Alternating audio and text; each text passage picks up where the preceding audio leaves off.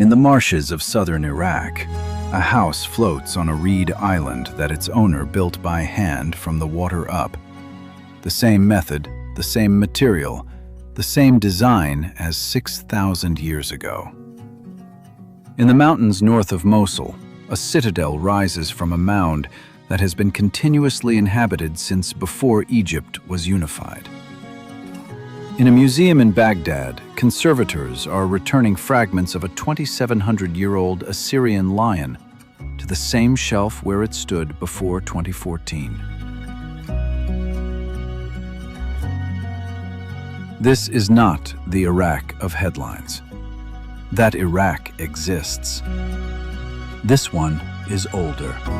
Older than Rome, older than the alphabet, older than the idea of the alphabet.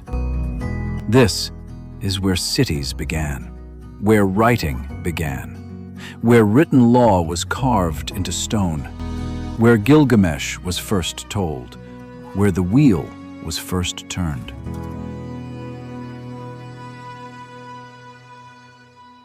Iraq does not contain ancient history. It is ancient history, still being read, still being built, still being lived. And it has a 6-chapter answer. The water comes first. Before any landmark, before any name a foreign visitor would know, the wetlands of southern Iraq stretch in every direction across the alluvial plain, an archipelago of reed islands separating into channels that run for hundreds of kilometers before the land becomes land again.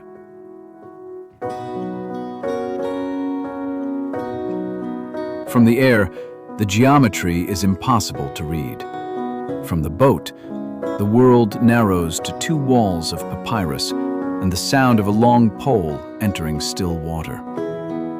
The Maiden have lived here for at least 5,000 years.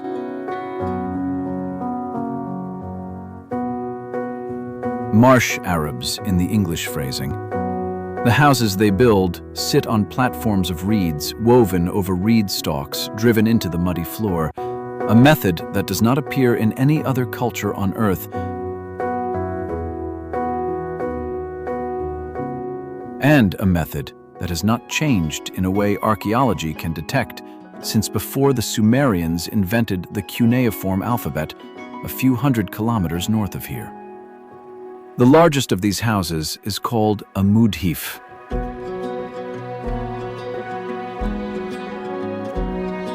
The arches are formed by bundles of giant reeds bent inward and lashed at the apex. From the inside, the structure looks like a cathedral made of straw. From the outside, like something the marsh exhaled.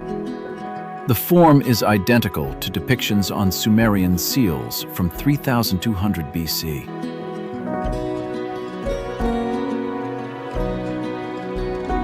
Saddam Hussein drained the marshes in the 1990s. The Maiden numbered 500,000 before, perhaps 50,000 after. After 2003, Iraqis broke the dikes themselves. Water returned.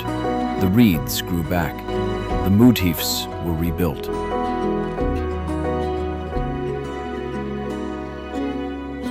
This is what continuity looks like under pressure. 200 kilometers north, at the edge of the same plain, lies a city no one lives in anymore.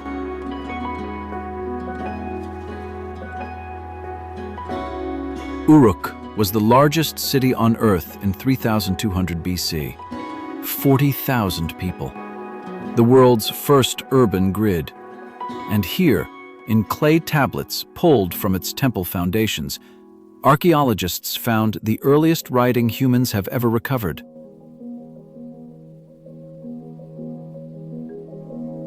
A system of pictograms pressed into wet clay with a cut reed, used at first to record temple grain inventories, and within centuries to record everything else. A Sumerian scribe named Nani complained about poor copper from a merchant named Ea Nasir.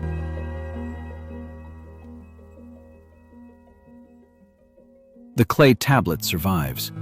It is the oldest customer complaint on Earth. He wrote it in a language that has not been spoken in 3,000 years, in a script that no one alive can read without training. On a material that has outlasted every paper, every parchment, every printing press, and most of the empires that came after. The first laws were written here. The first epic, Gilgamesh. The first arithmetic, most of the calendar.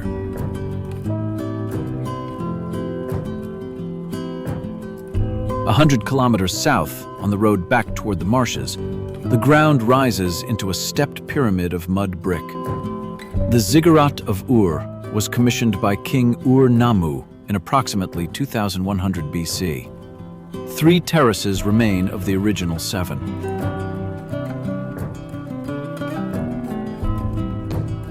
The bricks were fired in kilns that drew water from the same marshes the maidens still inhabit. Abraham, according to Genesis, was born in this city. Saddam Hussein restored the lower steps in the 1980s. Both restorations are still here.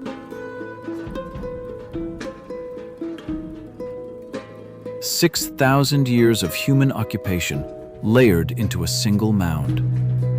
The wind moves across the upper terrace and dies into stone. The river continues north. 80 kilometers south of Baghdad, the road meets a wall. The wall is fired mud brick, partly reconstructed, partly original. It runs for a kilometer across the Hilla plain and then disappears into a date palm grove.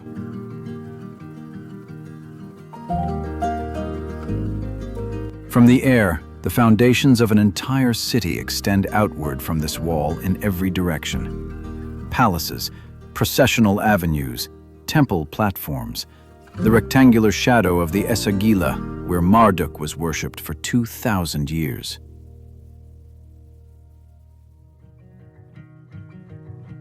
This was Babylon. In 600 BC, it was the largest city on Earth. Outer walls 16 kilometers long, a population of 200,000 at a time when most cities held a tenth of that.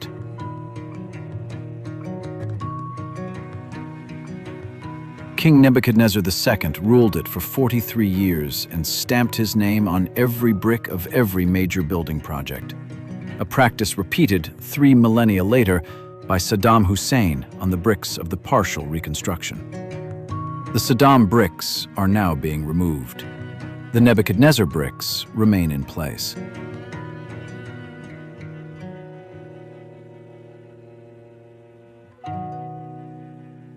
The Greek historian Herodotus visited in approximately 460 BC and wrote that no city on earth surpassed Babylon for grandeur.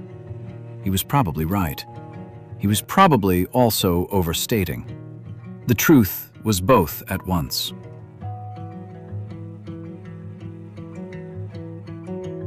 Toward the north of the site, what remains of the city's main entrance, the Ishtar Gate, was completed in 575 BC under Nebuchadnezzar II as the 8th gate of the inner city wall.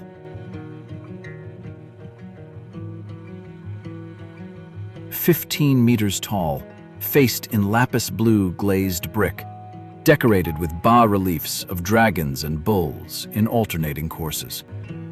The largest reconstructed sections were excavated in the early 20th century by German archaeologists and rebuilt in the Pergamon Museum in Berlin, where they remain.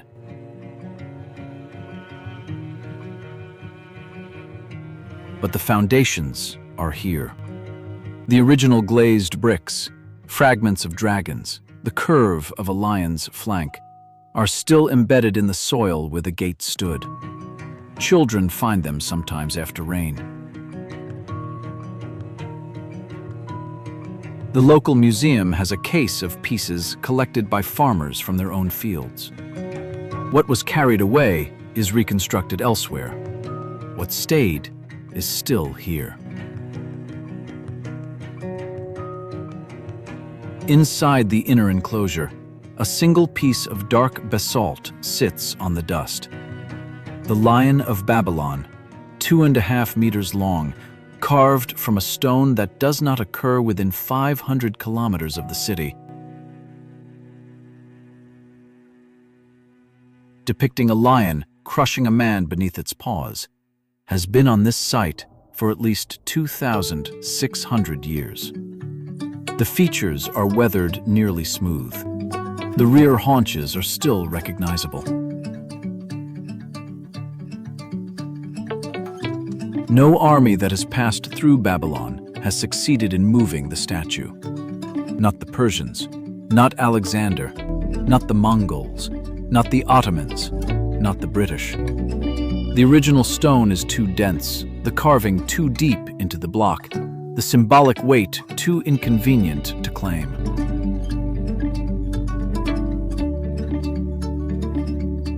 The lion stays where the lion is. The empire fell. The bricks remained. The river did not change course. We follow it north.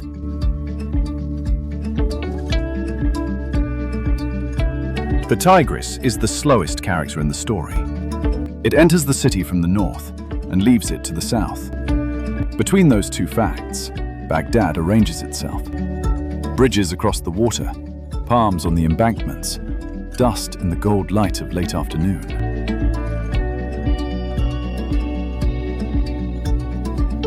A boatman crosses with a load of bricks, the way a boatman would have crossed in the 9th century.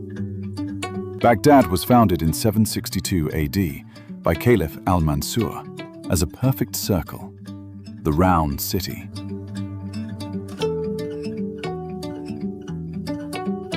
Within 50 years, it was the largest urban center on Earth, with a population over 1 million.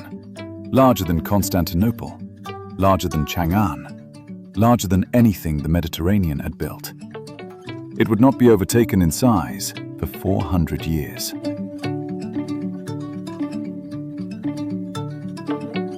The House of Wisdom stood here.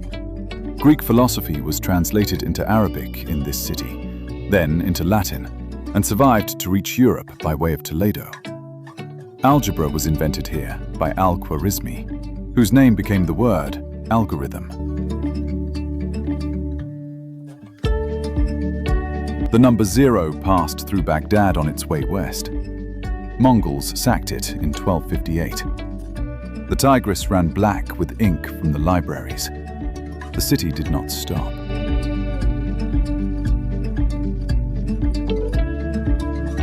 Off the eastern bank of the river, a narrow street of bookstalls runs for 200 meters. It is named for al-Mutanabi, a 10th century Arabic poet who wrote that people are similar to their times more than they are to their fathers.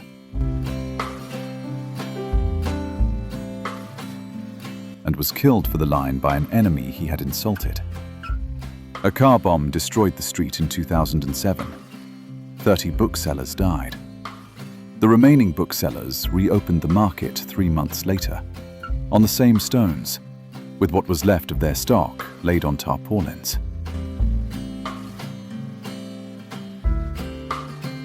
By 2009, the market was fuller than before. The Friday gathering still happens. The proverb that runs around the booksellers in the city is the same one it has been for a century. In Egypt, they write the books. In Lebanon, they print them. And in Iraq, they read them.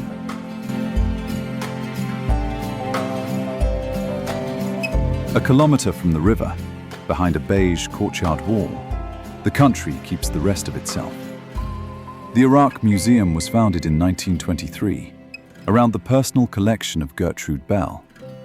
In April 2003, in 36 hours, looters took over 15,000 objects from its galleries. By 2024, just over half had been recovered by FBI agents, Interpol, Iraqi police, and anonymous returns through the museum's mailbox. Brown paper wrapped, no notes, no provenance. The Walker mask of Uruk, 5,000 years old, came back this way. Conservators work in the basement, reassembling what the violence broke. The galleries above are quiet, lit at the level the artifacts require, populated by school groups and a half-dozen elderly men who appear to have nowhere else they would rather be.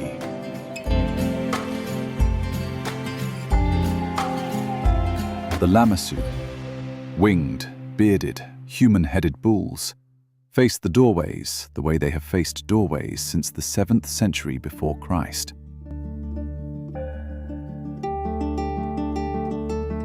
Across the river at dusk, 2 golden domes catch the last light.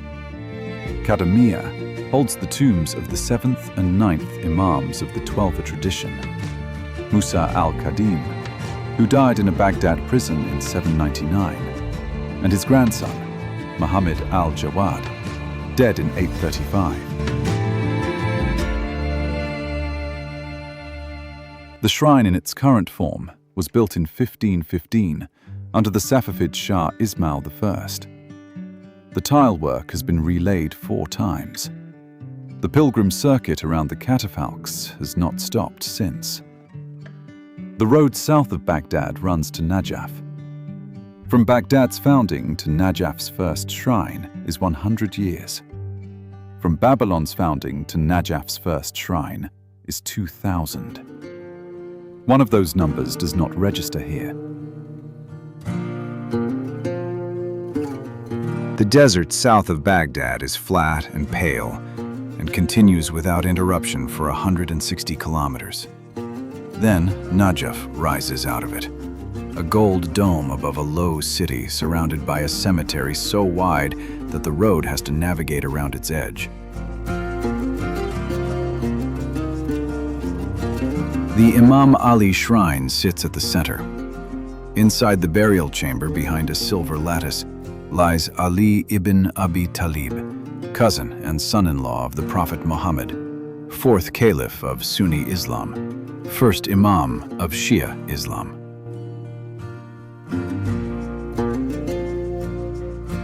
He was assassinated in 661 AD in the nearby city of Kufa and brought here by his sons. The shrine, in its present form, was built in 977. The current dome was gilded in 1742 by Nadir Shah of Persia with 80 kilograms of gold leaf.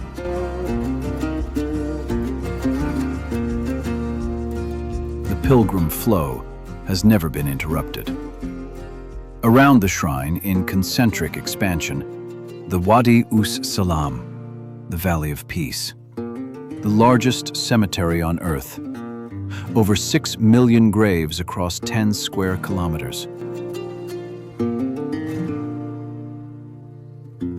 Burials began here in approximately the 7th century AD and have not stopped since. From the air, the cemetery is denser than any city beside it. There are people here who can navigate the entire valley by family, not by section, by name. Whose grandfathers buried whose grandfathers 3 centuries deep.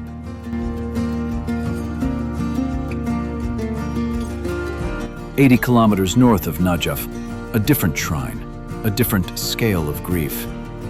In 680 AD, Hussein ibn Ali, the Prophet's grandson, son of Ali, was killed at Karbala along with 72 companions in a battle against the army of the Umayyad Caliph Yazid I.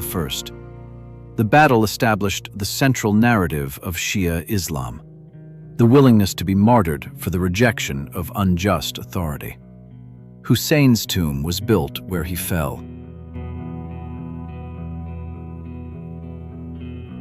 The Al-Abbas Mosque, 100 meters away, holds the tomb of his half-brother, killed beside him. The shrine has been destroyed 7 times across 13 centuries by Umayyad caliphs, by the Abbasid al-Mutawakkil in 851, by Wahhabi raiders in 1801, by Saddam Hussein's forces in 1991.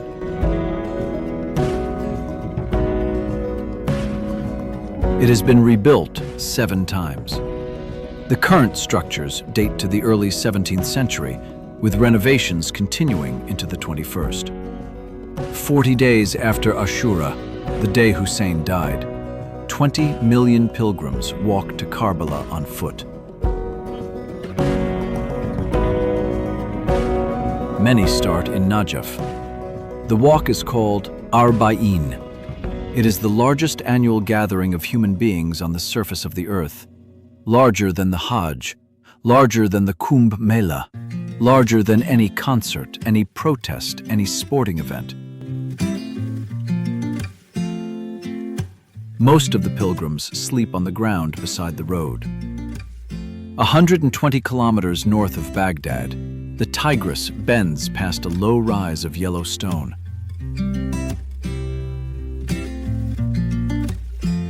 On that rise stands the Malwiya, a 52-meter conical minaret with an external spiral ramp that ascends counterclockwise, the only structure of its kind in Islamic architecture.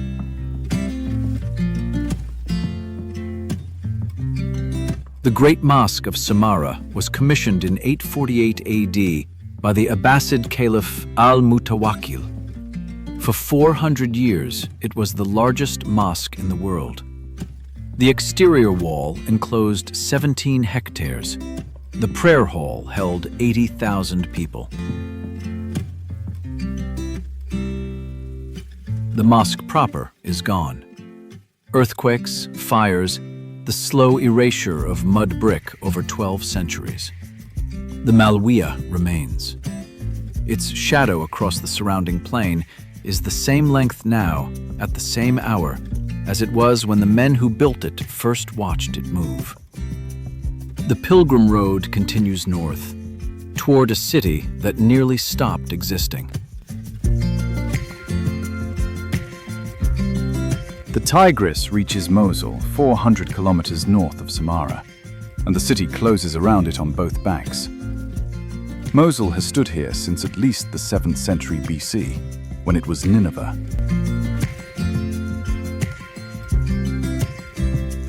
The capital of the Assyrian Empire, the largest city in the world for a half-century, the city that swallowed Jerusalem. Layers of subsequent occupation have buried Nineveh beneath the modern city. Limestone alleys 2 meters wide.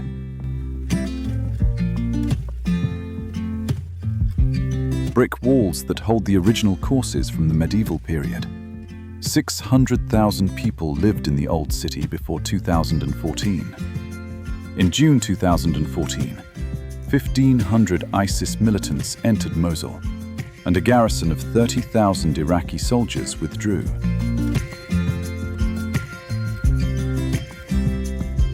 The city held over 1 million people. ISIS occupied it for 3 years. The battle to retake it lasted 9 months. 80% of the old city was damaged or destroyed.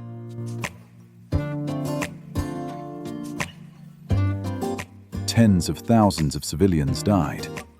500,000 people were displaced. In 2017, the city was retaken. The reconstruction began.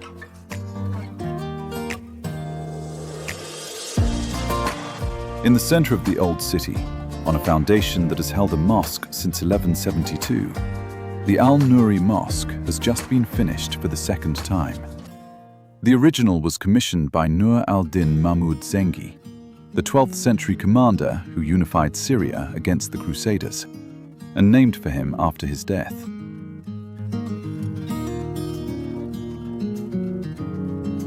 The minaret beside it, the Hadba, leaned 2.5 meters off vertical for 840 years. Mosulis called it the Hunchback. It was the symbol of the city.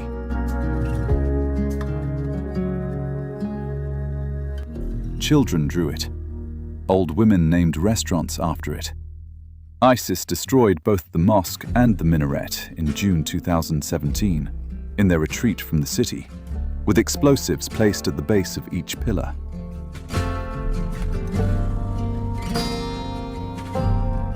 The reconstruction by UNESCO and the Iraqi government, with funding from the United Arab Emirates, was completed in 2024. The architects insisted on rebuilding the Hadba with its original lean.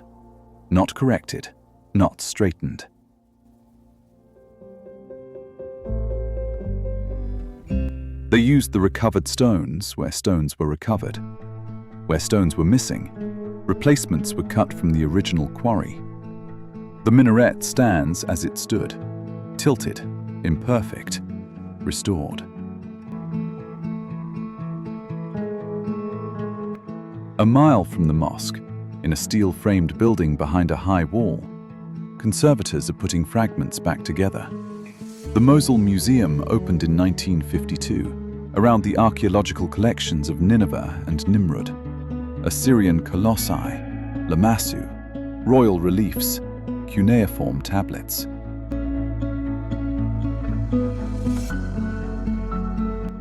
In 2015, ISIS militants entered the galleries with sledgehammers and posted a video of the destruction online. 28,000 objects were inventoried before the attack. Most of those were not in the building when it happened.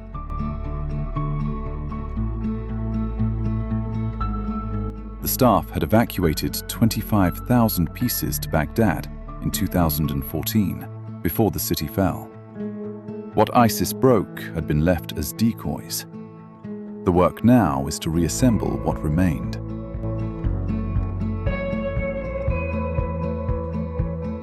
Italian, French, and Iraqi conservators sit at long tables fitting fragments together. A welder lifts a section of lamassu wing onto a steel armature with the care of a surgeon. The galleries are reopening one room at a time. What is being rebuilt is not the building, which can be replaced. It is the conviction that the building can be replaced. The road north of Mosul climbs into mountains that never noticed any of it.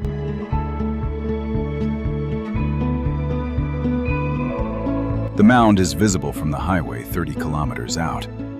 A circular hill of accumulated occupation rising 30 meters from the surrounding plain. Every layer of every city that has stood on this site compressed beneath the next.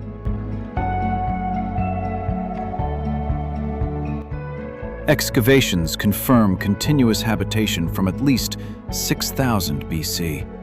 By some readings, longer. The citadel of Erbil is the oldest place on Earth that has never been emptied of people.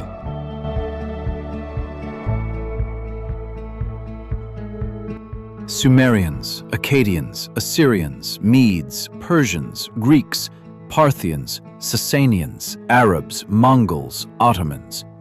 None succeeded in clearing it. None tried for long. A wall of two-story brick houses ringed the mound's circumference for most of the 20th century.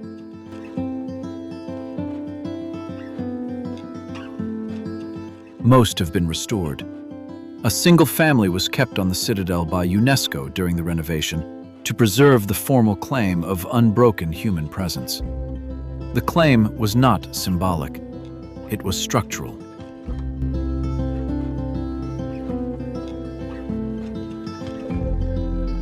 "60 kilometers northwest, in a valley of cypress trees and stone-paved courtyards, white spires rise from a roofed compound that resembles no other religious building in the region. Lalish is the central shrine of Yazidism.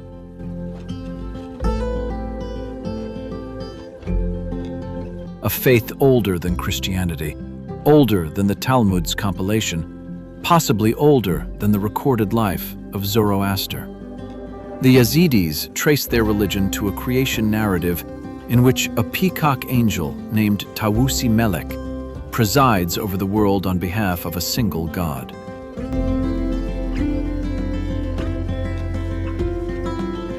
Sheikh Adi ibn Musafir, who organized the modern Yazidi community in the 12th century, is buried here. Pilgrims walk barefoot inside the compound. The sanctuary's entrance arch carries a carving of a black serpent, polished by hands that touch it on entry.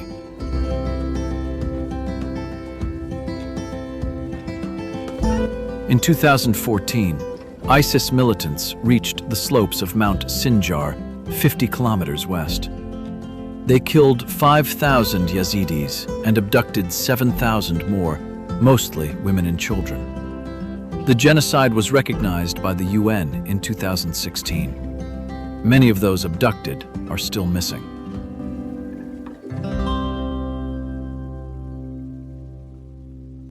The flames in the temple's inner sanctuary have not been extinguished by Yazidi tradition in 700 years. East of Erbil, the road climbs. The Hamilton Road, built in 1932 by a New Zealand engineer named Archibald Hamilton, hired by the British Mandate to connect Erbil to the Iranian border.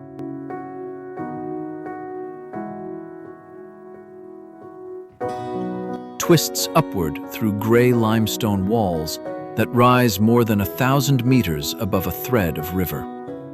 At Bekal, a waterfall thunders out of a side canyon and falls in white columns into the gorge.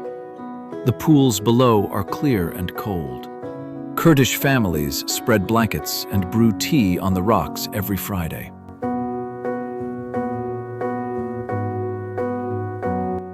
The Zagros Mountains form the geographic spine of Kurdistan, a range that has resisted every empire that approached it from the west, the south, and the east.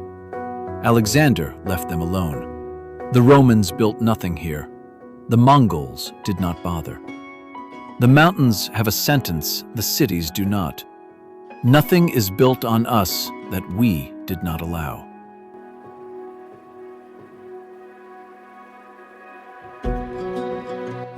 Higher still, on a flat-topped mesa that rises 1,000 meters from the valley floor, a town of 6,000 people occupies a space that Alexander the Great rode past in 331 BC and considered too small to bother taking.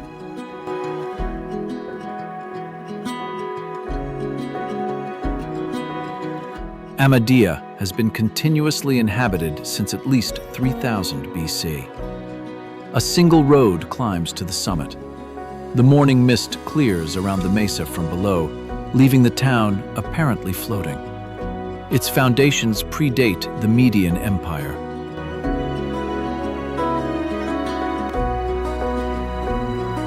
The mountains were here before the cities. The mountains will be here after them. So will the marshes. We began in those marshes, with a house built from reeds by a method 6,000 years old, by a people whose written records are older than written records have any right to be.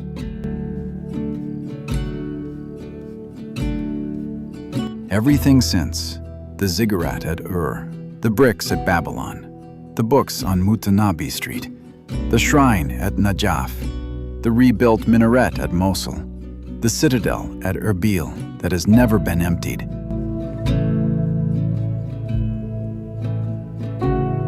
Is a continuation of what those reed cutters began.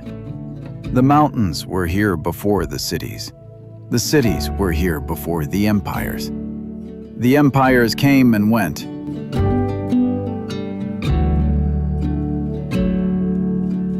The Madan are still in the marshes. The pilgrims are still walking. The bricks are still where they were placed.